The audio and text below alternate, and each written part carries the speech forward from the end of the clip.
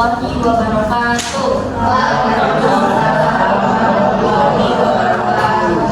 Alhamdulillahirabbil alamin wassalatu wassalamu ala asyrofil anbiya'i wal mursalin wa ala alihi wa sahbihi ajmain. Puji syukur atas kehadiran Allah yang mana telah memberikan kita nikmat dan kesempatan sehingga kita masih bisa berkumpul hari ini. Salawat serta salam semoga senantiasa tercurah kepada Nabi besar kita Nabi Muhammad SAW. Beradanya kami di sini, kami ingin mempresentasikan hasil diskusi kami yang berjudul Interrelasi Kebenaran Al-Quran dan Diktat. Sebelum ke materi, izinkan saya memperkenalkan diri serta memperkenalkan teman-teman saya. Saya Sabrina sebagai moderator di presentasi kali ini, serta ada nama anggota kelompok saya, ada Nurfika, Suci, Tenia, Nabila, Nazwa, Mutiara, Sandrina, dan Bisca. Langsung saja ke materi pertama yang akan dibacakan oleh Tenia. Interrelasi kebenaran Al-Quran dan Diktat. Interrelasi itu berasal dari bahasa Inggris, yaitu interrelation, yang berarti mutual relation atau hubungan timbal balik atau saling berhubungan satu sama lainnya. Jadi interrelasi itu hubungan antara dua masalah yang saling terdekat. Ilmu pengetahuan dan teknologi dalam Al-Quran tidak dibahas secara mendalam. Namun tidak dapat disangkal bahwa Al-Quran pun telah memaparkan pentingnya ilmu pengetahuan dan teknologi itu bagi pengembangan kehidupan manusia dan lebih jelasnya kesejahteraan manusia sekaligus sebagai alat untuk membantu menjalankan tugasnya sebagai khalifah dan pemimpin. Kita membicarakan tentang penugasan ilmu pengetahuan, yaitu diantaranya terdapat dalam Quran surah Al-Alaq. Bismillahirrahmanirrahim. Iqra bismi rabbikal ladzi khalaq, khalaqal insana min 'alaq, iqra wa rabbukal akram, alladzi 'allama bil qalam, 'allamal insana ma lam ya'lam. Bacalah dengan menyebut nama Tuhanmu yang menciptakan. Dia telah menciptakan manusia dari sebelum saudara. Bacalah, dan Tuhanmu lah yang paling pemurah, yang mengajar manusia dengan perantaraan kalam. Dia mengajarkan kepada manusia apa yang tidak diketahui manusia.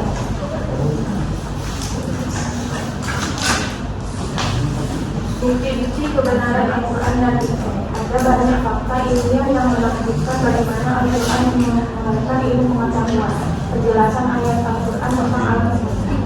Pada saat lalu, Al-Surah Al-Anbiya ayat 30 menjadi satu di antara perintah Allah yang membawa kepada Rasulullah SAW. Jangan memaafkan sains. Ayat tersebut menjelaskan proses awal penciptaan alam semesta sejak 14 abad lalu. Ketika teknologi belum menunjang penelitian astronomi dan bahwa penerima wahyu Rasulullah SAW kan tak mengenal baca tulis. Teori tersebut menjelaskan semesta bermula dari sebuah benda ukuran bola tipis pada masa 0 detik atau sebelum semuanya ada. Penjelasan ayat Al-Quran tentang embriologi. Al-Quran dalam surah Al-Mu'minun ayat 13-14 menggambarkan proses penciptaan manusia secara bertahap, dari air mani menjadi segumpal darah, lalu nanti kemudian tulang dibungkus daging hingga menjadi makhluk sempurna. Proses ini sejalan dengan ilmu pengetahuan modern yang menunjukkan bahwa jaringan pertama kali dibentuk, lalu kemudian tulang tumbuh dan itu terperkuat dalam membangun kalsium bertahun-tahun setelah kelahiran. Penjelasan ayat Al-Quran tentang konsep pasangan. Semua makhluk hidup diciptakan berpasangan. Al-Quran dengan jelas mengatakan demikian. Hanya sang Khalik Allah Subhanahu Wa Taala yang tidak ada pasangannya, tidak ada pula samanya. Diciptakannya makhluk berpasang-pasangan tentunya mempunyai banyak manfaat, terutama bagi kehidupan dan kebutuhan hidup manusia. Begitu pula tumbuh-tumbuhan, hewan dan tumbuhan misalnya berkembang biak melalui pasangan, menyediakan makanan, obat-obatan, serta menjaga ketersediaan oksigen dan air bagi makhluk hidup. Sementara itu manusia diajak untuk merenungi kebesaran Allah melalui keteraturan ciptaannya. Dari sistem pasangan yang sempurna tersimpan pelajaran berharga tentang kekuasaan kebijaksanaan dan kasih sayang pencipta sang pencipta. Hanya Allah Subhanahu Wa Taala yang tidak berpasangan karena Dia Maha Esa dan Dia menyerupai.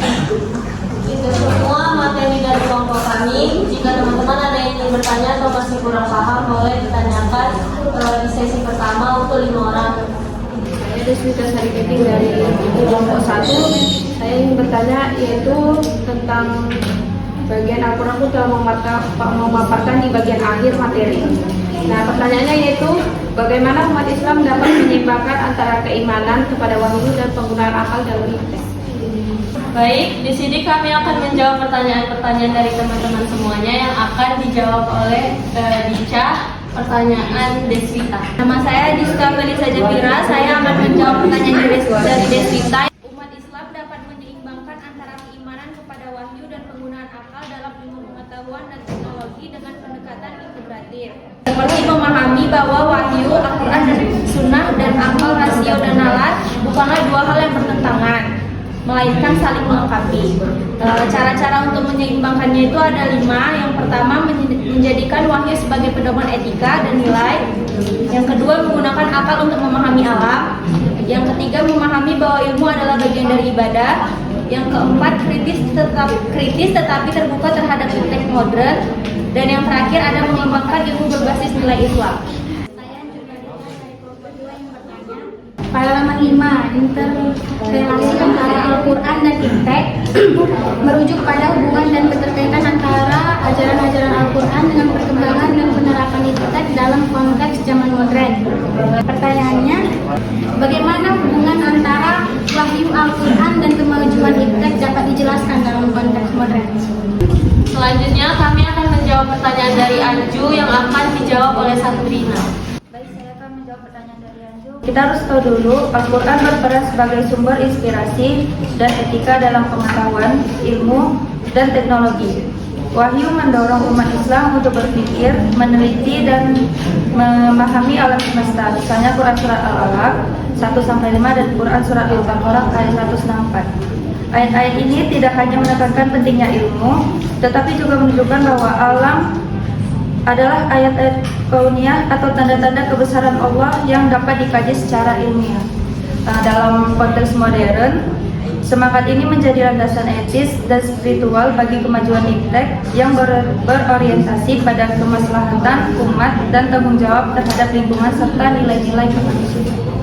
Nama saya Rizky Adriansyah, saya perwakilan dari kelompok 5 ingin bertanya ke kelompok 4. Nah, jadi kan kalian kan menjelaskan tentang hubungan antara Islam dan Iptek kan, tapi mungkin kalian tidak secara spesifik menjelaskan tentang konsep Iptek itu dalam sini, malah ke pengetahuan umum kayak yaitu yang mudah-mudahan sampaikan. Nah, pertanyaan saya itu kan perkembangan Iptek itu kan meluas besar nih di Indonesia nih. Andai kata kalau misalnya ada nih perkembangan Iptek yang terbaru di Indonesia, apalagi di dunia ini yang bisa dibilang tidak berkaitan di dalam Al-Quran, yang ya perkembangan Iptek kan sangat mengerikan itu dampak-dampak negatifnya. Nah, bagaimana para ulama menyikapi hal itu dan bagaimana kita sebagai orang awam untuk tetap di jalan yang benar sesuai syariat Islam?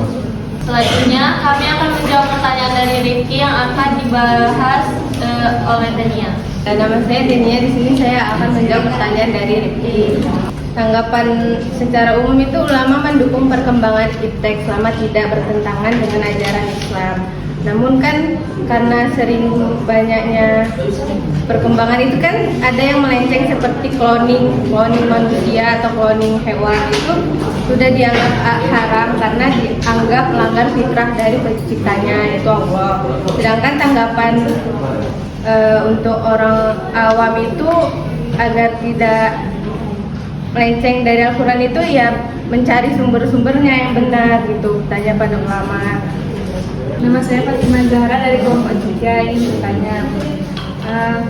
Di makalah itu ada menyinggung tentang sains Islam tanpa menjelaskan contoh di era modern. Pertanyaannya, apa contoh konkret penerapan sains Islam dalam riset atau teknologi saat ini? Selanjutnya kami akan menjawab pertanyaan dari Fatima yang akan dijawab oleh Nurfika. Kenalkan, nama saya Nurfika Yunasri Nasution. Saya akan menjawab pertanyaan dari Fatima. Jadi teknologi contohnya itu seperti teknologi halal itu biasanya seperti rumah sakit itu ada PCR yang mendeteksi DNA, terus pengembangan sensor cerdas yang berdasarkan halal, terus penelitian rekayasa enzim. Pada keuangan syariah berbasis teknologi, penerapannya seperti fintech syariah, terus biasanya ada aplikasi-aplikasi mobile, banking syariah, platform investasi berbasis musyarakah atau murabahah, terus ada sistem JIS, itu zakat, infak, dan sedekah. Terus ada bioetika Islam dalam riset medis, itu biasanya berdasarkan dengan etika Islam. Terus ada sains lingkungan dan teknologi berkelanjutan. Jadi prinsip Islam tentang Liverpool Art, yaitu pengelola bumi, mendorong riset energi terbarukan berbasis komunitas pesantren. Ada program daur ulang berbasis nilai religius dan tanggung jawab sosial. Nama saya Vanela, saya dari kelompok 2. Saya mau bertanya bagaimana Al-Quran dapat menjadi sumber inspirasi bagi penemuan ilmiah dan teknologi. Selanjutnya kami akan menjawab pertanyaan dari Zalfa yang akan dijawab oleh Siti. Saya punya pertanyaan dari Nela, itu bisa dilakukan di beberapa cara. Yang pertama yaitu ada dorongan untuk berpikir dan meneliti. Misalnya itu ada ayat-ayat tentang langit, bumi, laut, dan siklus kehidupan, mengajak manusia untuk melakukan observasi dan penelitian ilmiah. Kemudian ada petunjuk umum tentang fenomena alam. Meskipun buku kayak sains Al-Quran sering menyebutkan fenomena alam yang kemudian menjadi bidang kajian ilmu modern seperti tentang embriologi, peredaran benda langit, dan siklus air. Kemudian ada tentang konsep keteraturan dan hukum alam. Itu Al-Quran menyebutkan bahwa segala sesuatu diciptakan dengan ukuran dan hukum tertentu, sehingga dapat mendorong ilmuwan untuk mencari pola dan hukum yang mengatur alam yang menjadi dasar metode ilmiah modern. Sekian sesi tanya jawab yang kami tutup. Jadi kesimpulan dari kelompok kami, presentasi kami adalah Al-Quran sebagai kitab suci umat Islam seringkali diragukan dalam hal keterkaitannya dengan ilmu pengetahuan. Padahal jika ditelaah secara mendalam banyak ayat-ayatnya yang selaras dengan penemuan ilmiah modern. Maka hanya orang-orang yang mengamati dan memperhatikan Al-Quran dengan cermat yang akan mendapat tanda-tanda kebesaran Allah Subhanahu wa Ta'ala dan kebenaran pada setiap penemuan ilmiah yang diperoleh oleh manusia. Al-Quran menganjurkan manusia untuk mencari ilmu pengetahuannya terdapat di langit dan di bumi. Namun, hal itu jangan sampai menyimpang dari apa yang telah digariskan dan dibatasi oleh Allah Subhanahu wa Ta'ala. Sebagaimana tertera dalam Al-Quran, penelitian ilmiah yang terus berkembang justru semakin memperkuat kebenaran Al-Quran sebagai wahyu ilahi dan menjadi bukti nyata bahwa Al-Quran berasal dari Sang Pencipta, Allah Subhanahu wa Ta'ala. Maka sebaiknya mulai saat ini seluruh umat Islam dan seluruh kaum keilmuan sadar bahwa kandungan Al-Quran tentang ilmu pengetahuan tidak dapat diragukan lagi, dan tentulah hal ini ditujukan pada penguatan dan akan adanya penciptaan Al-Quran itu sendiri yang tiada lain adalah Allah Subhanahu wa Ta'ala.